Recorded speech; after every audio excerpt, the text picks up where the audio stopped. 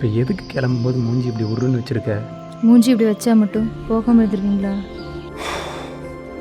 இங்கே பார், நீ என்னை சந்தோஷமாக வழி அனுப்புனா தான் அங்கே போய் நான் நிம்மதியாக இருக்க முடியும்.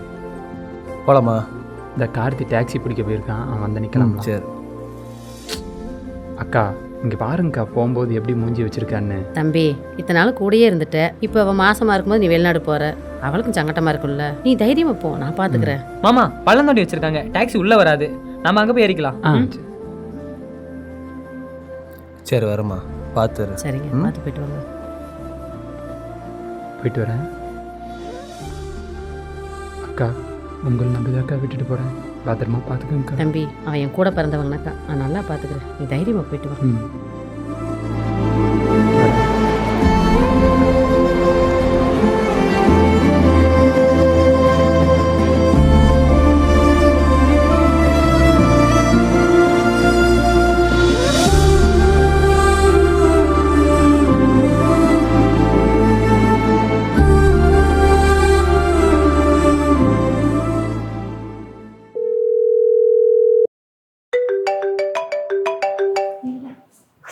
ஹாய் பொண்டாட்டி, என்ன பண்ணுற? உன்னோட வாரிசு சுகப்பிரசவம் ஆகணும்னு சொல்லிட்டு எக்ஸசைஸ் பண்ணிட்டு இருக்கேன். அப்படியா? சரி சரி. உனக்கு அங்கெல்லாம் ஓகேவா? சாப்பாடெல்லாம் ஓகேவா? ஓகே தான், ஆனால் உன் சமையல் அளவுக்கு இல்லை. இங்கே பண்ணும்போது கிண்டல் பண்ணுவல்ல, இப்போ தெரியுதா என்னோட அருமை? கரெக்டு தான். ஏய் என்னடி இப்படி உட்காந்துருக்க? பொட்டிங்க தெரியல.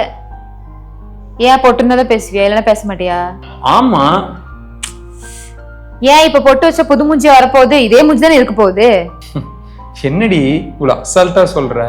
இந்த பொட்டுக்காக தாண்டி உங்க அப்பாவை ஏமாத்தி, ஊரை ஏமாத்தி, உன்னை ஏமாத்தி, உன் கழுத்துல 3 முடிச்சு போட்டு, உன் காலில் மெட்டிய போட்டு, உன் நெத்தியில அந்த குங்குமத்தை எடுத்து வைக்கும் போது எனக்கு வர சந்தோஷம் இருக்கே,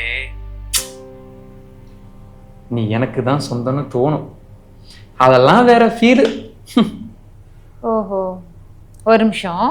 நிலவு சாரல் நீ, வீசும் குளிர் காதல் நீ, ஆசை வந்து ஆசை தீர அடுகின்ற ஊஞ்சல் நீ, கொட்டும் பனி மாயம் நீ, கோடை வெயில் சாயம் நீ, துள்ளி விளையாடும் மண்ணில் தோகையாகும் காலம் நீ, மோதும் வாசல் நீயே, செல்லமான நிழல் நீயே, நெஞ்சமே எங்கும் தேடல் நீ.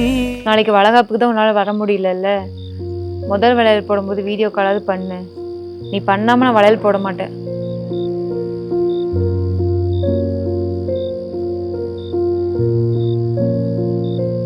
ஏன்டா என்னாச்சு? என் பொண்டாட்டிக்கு நாளைக்கு வளகாப்பு. எனக்கு அங்கே இருக்கணும்னு ஆசையாக இருக்கு, ஆனால் என்னால் அங்கே இருக்க முடியல மச்சான். எனக்கு ரொம்ப பெருசாலாம் ஆசை இல்லைடா. என் பொண்டாட்டிக்கு, என் பிள்ளைக்கு எவ்வளோ வேணுமோ அதை மட்டும் சம்பாரிச்சு நான் நிம்மதியாக என் ஊரில் போய் செட்டில் ஆயிடணும். அது மட்டும் போதும் மச்சான். எனக்கு ஒரு 10 லட்ச ரூபா கடன் இருக்குண்டா, அதை மட்டும் அடைச்சிட்டேன்னு வச்சுக்கோவேன். அதுக்கப்புறம் எனக்கு என் பொண்டாட்டிக்கு என்ன வேணுமோ சம்பாரிச்சிட்டு செவனேன்னு போய் என் பொண்டாட்டி கூட சந்தோஷமாக இருப்பேன். அவ்வளோதான். டேய், என்னடா பெரிய சம்பாத்தியம்? ஊரில் இருந்தோமா, காலைல பொண்டாட்டி கையில் 2 இட்லி சாப்பிட்டோமா, ஆஃபீஸ் கிளம்பி போயிட்டு வந்துட்டு சாயந்தரம் அவ கூட சண்டை போட்டு சந்தோஷமாக இருந்துட்டு மாதம் கிடைக்கிற 10,000 15,000 கொடுக்குற நிம்மதி இங்கே வந்து எவ்வளோ சம்பாரிச்சாலும் கிடைக்கிறது இல்லை. நானும் உங்களை மாதிரி தான் இந்த ஊருக்கு ரொம்ப ஆசையோடு வந்தேன். எனக்கு ஒரு 10 லட்ச ரூபா கடன் இருந்துச்சு, அதெல்லாம் ஒரு 2-3 வருஷத்தில் அடைச்சிட்டேன். ஆனால் இந்த 8 வருஷம் நான் எதுக்கு சம்பாதிக்கிறேன், எதுக்கு வேலைக்கு போகிறேன்னு எனக்கே தெரில. ஏதோ புதக்குழி மாதிரி இழுத்துக்கிட்டே இருக்குது. நீங்களாவது உங்களுக்கு வேண்டியதெல்லாம் சீக்கிரம் சம்பாதிச்சிட்டு இங்கேருந்து கிளம்புங்க, இல்லைன்னா இந்த ஊர் உங்களையும் இங்கே இருக்க வச்சிரும்.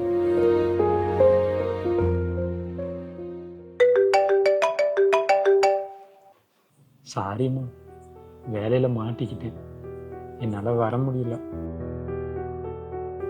இந்த டைமில் உன் கூட இருந்திருக்கணும், அட்லீஸ்ட் ஃபோன் காலாச்சு பண்ணியிருக்கணும்.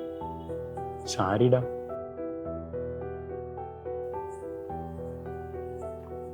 எல்லாம் அங்கே நல்லபடியாக முடிஞ்சதில்ல, நான் தான் மிஸ் பண்ணிட்டேன். சரி, இப்போ பாருங்க.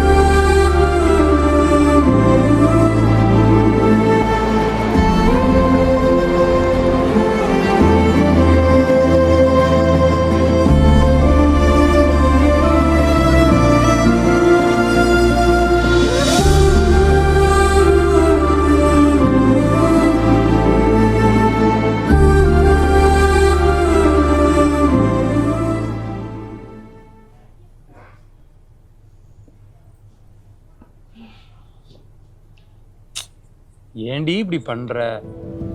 இப்படிலாம் பண்ணா நான் கிளம்பி வந்துடுவேன். கிளம்பி வா. இருக்கிற கடனை நீயா கட்டுவ? சரி சரி, என் பிள்ளைகிட்ட போன கொடு, நான் அவகிட்ட மட்டும் சீக்கிரட் பேசுவேன். அதுன்னு எனக்கு தெரியாத சீக்ரெட். எனக்கும் என் பிள்ளைக்கும் 1000 இருக்கும், அதெல்லாம் நீங்க கேட்க கூடாது. ஓகே தரேன், பேசுங்க. தங்க புள்ள, அப்பா மேல கோபமா? உங்களை தனியா அங்க விட்டுட்டு வந்துட்டேன்னு. சரி, நான் உங்ககிட்ட ஒண்ணு சொல்றேன், அம்மா கிட்ட சொல்லாதீங்க. நீங்க தான் இன்னும் 2 வாரத்துல என் கூட வந்துடுவீங்கன்னு டாக்டர் சொல்லியிருக்காங்கல்ல. நீங்க எங்க கிட்ட வரும்போது நான் உங்க கூட தான் இருப்பேன். என்ன நடந்தாலும் எப்படியாச்சும் நான் வந்துடுவேன், சரியா? அம்மா கிட்ட சொல்லாதீங்க, நமக்குள்ளேயே இருக்கட்டும்.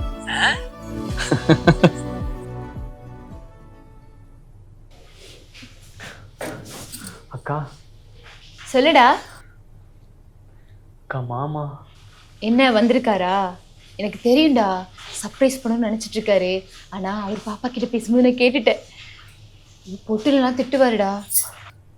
அக்கா, மாமா நம்மளை விட்டு போயிட்டாருக்கா.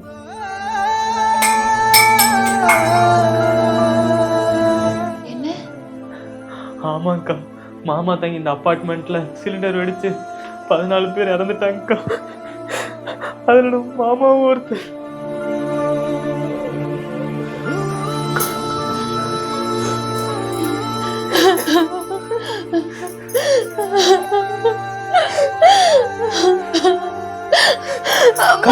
என்னக்காச்சு?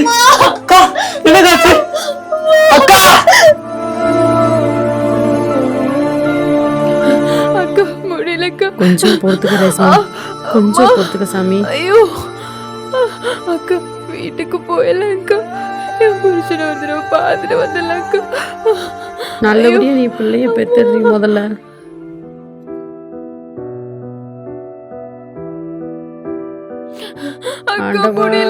இந்த மாதிரி நேரத்துல இவ்வளவு கஷ்டத்தை கொடுப்ப கடவுளே.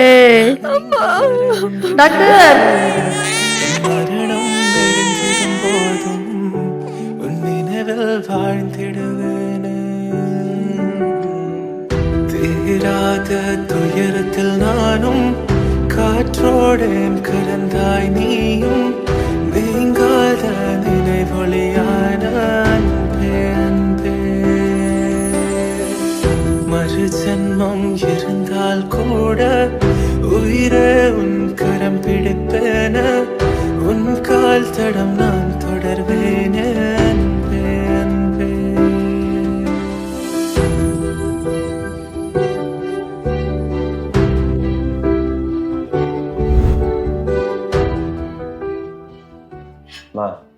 நான் வெளிநாட்டுக்கு போகலம்மா.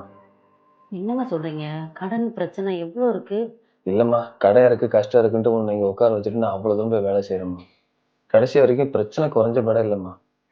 எப்படியாவது தம் கிட்ட இந்த பிரச்சனை பூரா தீர்த்துலான்னு பார்த்தா ஒவ்வொரு நாளும் பிரச்சனை அதிகமாயிட்டதுமா இருக்கும். ஒரு நாள் திரும்பி பார்க்கும்போது எங்கே என்னையவோ இழந்துடணும்னு பயமா இருக்குமா. நான் இப்படியே உன் கூடயே ஏதோ கிடைக்கிற வேலையை செஞ்சுக்கிட்டு அப்படியே ஒன்றாவே இருந்துடலாமா. நீங்க எதையுமே பத்தி கவலைப்படாதீங்க, எல்லாத்தையும் நான் பார்த்துக்கிறேன், சரியா? எதுவும் நினச்சிக்காதம்மா. ஐயோ ஒன்றும் வேண்டாங்க. அண்ணே சொல்ற தம்பி. என் மேல நான் அங்கே வரதா இல்லைண்ணே? சூப்பர்ரா, இப்போ உனக்கு இந்த தைரியம் வந்துச்சு. ஆமாண்ணே, இங்கேயே கிடைக்கிற வேலையை செஞ்சுட்டு அப்படியே ஒய்ஃப் கூட இருந்தலான்னு இருக்கண்ணே. அப்புறம் நீங்களும் முடிஞ்சதை சீக்கிரம் இங்கே வந்துடுங்கண்ணே. டேய், உனக்கு இப்போ வந்து தைரியம் எனக்கு எப்போ வந்திருக்கணும். கமிட்மெண்ட் பின்னாடி சுற்றி இந்த புதக்குழியில் மாட்டிக்கிட்டேன். நானும் இல்லைடா, என்ன மாதிரி நிறைய பேர்த்து வாழ்க்கை இப்படி தான், வீடியோ கால்லே போயிடும். நீ போயிட்டே இல்லை, சந்தோஷமா இரு. முக்கியமாக தேவைக்கு சம்பாதி. சம்பாத்தியம் வருதுன்னு தேவை அதிகம் பண்ணாது. சரிண்ணே. அப்புறம் நீயும் என்ன மாதிரி மாட்டிக்குவேன். ஓகேண்ணே. சரிடா.